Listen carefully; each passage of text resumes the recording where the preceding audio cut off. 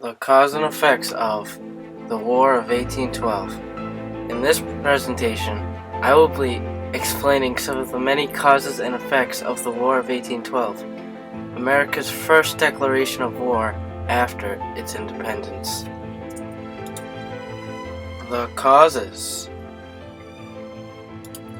One of the primary reasons for the start of the conflict of the War of 1812 was the British support for Native Americans.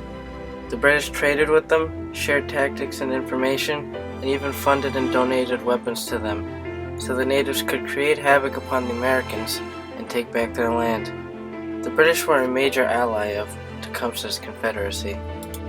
In the course before and during the war, the British and most of Europe were engaged in a conflict with France known as the Napoleonic Wars.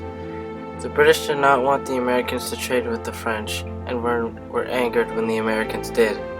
President Jefferson passed the Embargo Act of 1807, which forbade Americans to trade internationally. This also enraged the British even more. The British also drafted numerous quantities of American sailors into their navy in a process called impressment. Americans felt this violated their rights as a sovereign nation. The Chesapeake incident, which occurred in 1807 off the coast of Norfolk, Virginia, was when the commander of a British warship, HMS Leopard, demanded the right to board and search the USS Chesapeake.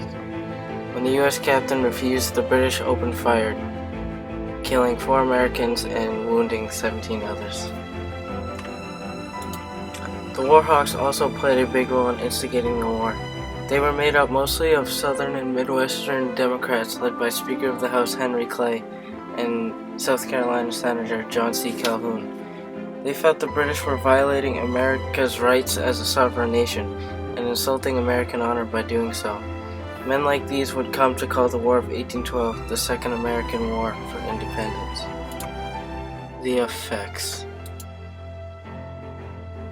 During the course of the war, the White House and most of Washington, D.C. was burned down, serving as a defeat for the American spirit and morale. But also, international criticism was directed towards the British, condemning their actions. Another effect of the war was the appearance of Andrew Jackson in the start of his age. As a young general, he won the decisive victory of the Battle of New Orleans, pushing the British out of Louisiana. For this, he was known as a hero. A positive effect of the war was the Rush-Bagot Treaty, which was signed a few years after the Treaty of Ghent that ended the war. The treaty called for the demilitarization of the Great Lakes and Lake Champlain.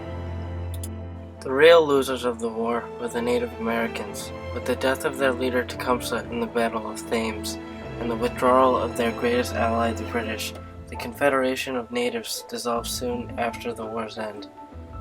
The natives were now powerless to American expansionism and had no one to supply them with weapons.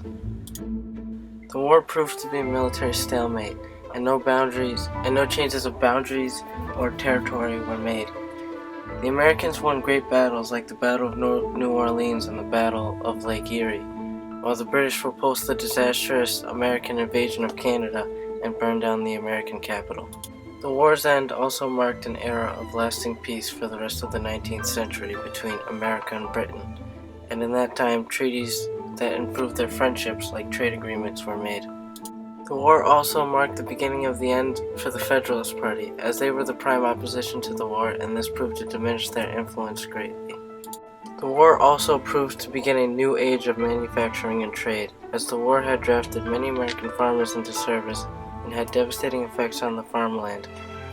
This peace with Britain also brought inventions like the textile mill to America, which began our Industrial Revolution. Overall, after the war's end, American nationalism was high. The war had also strengthened the confidence of America and restored its honor.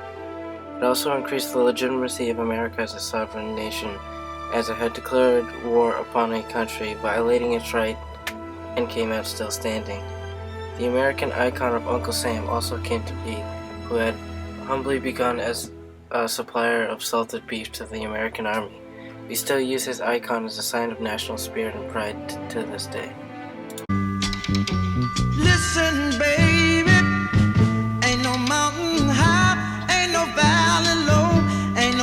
Why